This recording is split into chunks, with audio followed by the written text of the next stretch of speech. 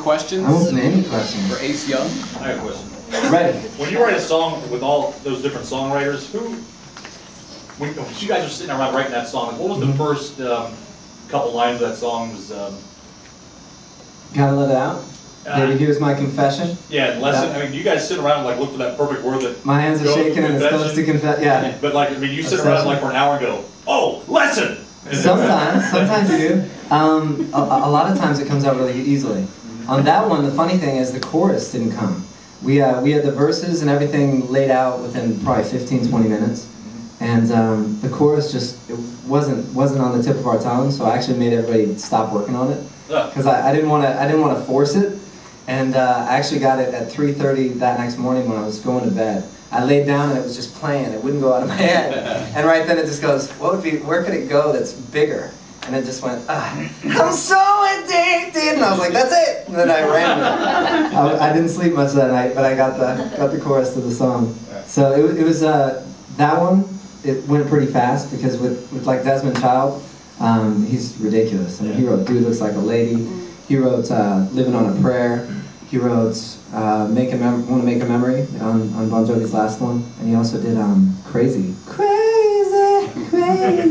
So it was like just being around him and Andreas Carlsson was the biggest learning lesson for me ever. Andreas wrote "Bye Bye Bye," wrote "Quit Playing Games with My Heart." I mean, it was just like, for me, I was a kid in a candy store. Now, how do you get together with these guys? How does that happen? My brother Ryan and I put together a list of the top 5 producers I'd want to work with once I was on the Idol tour.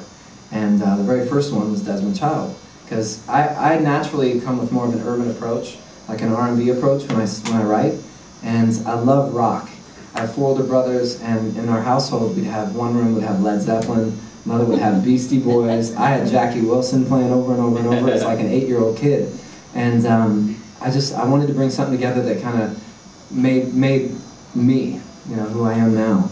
And I knew that if I had Desmond covering the rock, I could cover that urban swing to it and make sure that it still had the dance quality and live band and everything. So it was actually our choice. We just knocked on his door.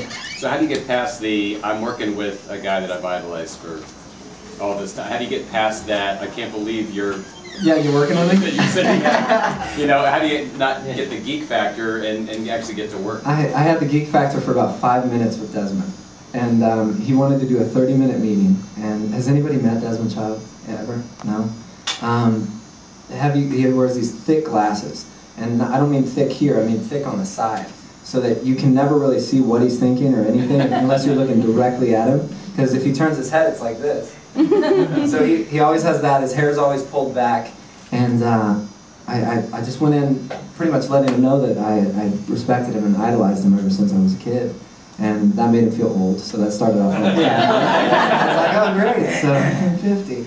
So we actually started, he said, meet with me for 30 minutes. And after playing him music, he totally tore me down as far as a songwriter. Just everything, every word, everything I said, he just ripped me apart. And I didn't defend it, I was just listening and I was just being kind. And I found out later the reason why I did it is because when you're in a writing session, he wanted to know if I was going to be easy to work with or not. So he totally just, every idea that I played him on all these songs, he just tore.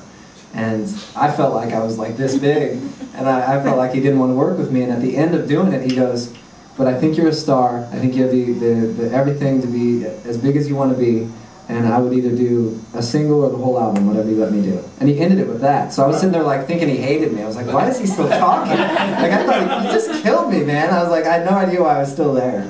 And he ended it with that. So I knew that I could work with him. I knew that he would, then be comfortable with me because I'm open to his changes. So do you feel like after Idol that you can get beaten up like that and get back up and rush off? I think just having 4 older brothers, they beat me up every day. I was trying to keep up with them every day in sports and everything. And I hit a crossroad. I was really good in football. I was wide receiver in my high school. I had a scholarship offer to play wide receiver at CU. And I didn't do it. I went towards music because I've been doing it since I was 11. I was like, man, if football doesn't work out, I want to be able to walk when I'm 30. I don't want to get hit the wrong way and just have to recreate my whole body.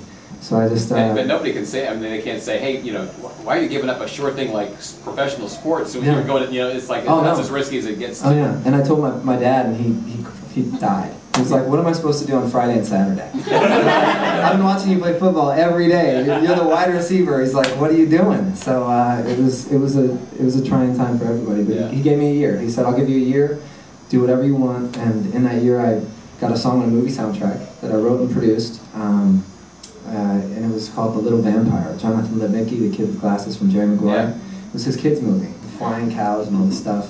And I had a song that I wrote, sang, and produced, and got on there. I wrote it when I was 17. So that was the first big thing I did. And then I was singing national anthem at Nuggets games. I was performing all over Denver, doing these things at rec centers, everywhere. And I had a website getting 16,000 hits a week from just local kids, from the malls and everything. And I knew I had to leave. I had to leave Colorado. So I packed everything and told my family I was leaving, called my grandpa in Santa Clarita, which is just above Los Angeles, and said, can I live with you for 6 months? And ended up being a year and a half, and it was the most fun I ever had with my grandparents. I got a job, and I was playing cards with them every night, and I found out that even though my grandpa's 87, I could still talk trash to him.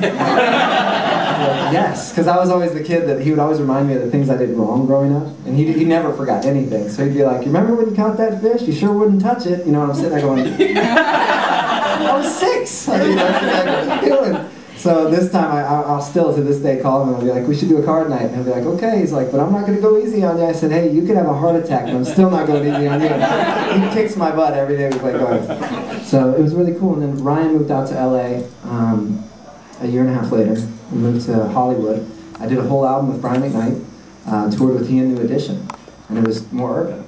And at that point, the labels wanted me to do tattoos up and down my arms, wear a beanie, and say I wasn't from Colorado. And I was like, my family's too big for me to lie about where I was from. So I tried out for Idol. I had no representation, no management, nothing. I tried out for Idol, and 3 years later, here I am. Well,